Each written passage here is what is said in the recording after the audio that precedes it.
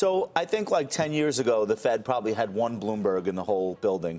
Now I think the third mandate, which is never spoken about, Steve will disagree, but I know it's true, is that there is a minister somewhere within the building of the 200-day moving average. And I do think that it's something that the Fed does pay attention to. They might not be quite so sensitive that they'll react to it, but I absolutely believe that stock market trends, bond market activity, color their activity every bit as much as jobs data. And you can't deny it when you actually look at Fed actions over the years. So I think that Mr. Dalio makes a really important point, and maybe that'll be supportive of the market. Maybe it makes some of those winter and spring rate hikes not so much of a slam dunk as maybe the market would have thought a few months ago. Yeah, Steve, he says don't just look at economic activity, look at asset prices. And there is a growing voice out there. It's not only our Jim Cramer or others or Dalio and some others that I've talked to as well who say the Fed's in danger of making a mistake. And a big one that's going to severely impact stock prices. I just want to get down here what the bottom line is here. How far are asset prices, could they fall if the Fed gets to a neutral rate? When you say neutral, you mean, let's say the Fed went in to real terms. Let's be clear. Let's be clear the math, okay? The math is as follows.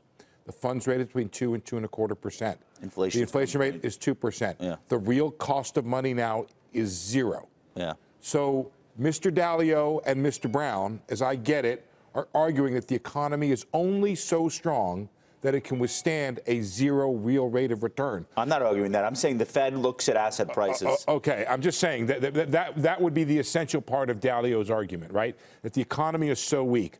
That is not the Fed's view for what it's worth. By the way, if we can't sustain a neutral rate, then we should have a recession.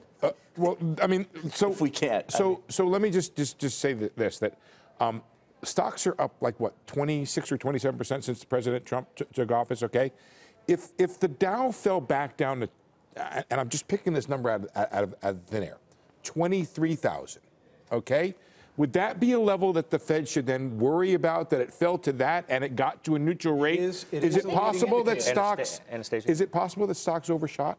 I think it's going to be a combination of what the market is doing combined with the sectors of the economy are doing. I think what the Fed is probably starting to pay attention to is now that they've raised rates, we're starting to see a slowdown in the interest rate sensitive parts of the economy. I mean, look at housing, look at autos, even look at the semiconductor trade. I mean, all of that is starting to react to higher rates.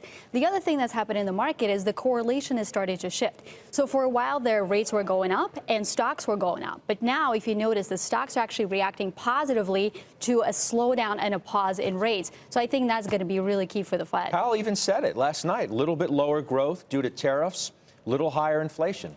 You get the feeling the Fed is getting more and more, Kevin, into a box. It's going to be hard to get out of it. When have you ever heard a long-only guy ever tell you that the last 50 basis points of the Fed wasn't a mistake? It's always that way. I mean, it's always that way. The better way to look at it is to simply say, okay, I'm. The problem is the Fed's talking about more than 50 basis points. Call it whatever the last 25 bips was. But look at it this way. The risk-free return right now is 3 and change on the 10-year.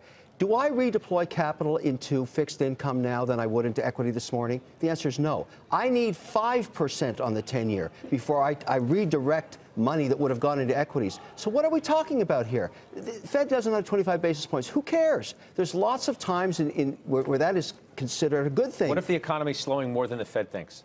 Apparently not, because you can't get anybody. According to who? Well, that's my whole point. Money flows are determined based by opportunities risk-free, okay?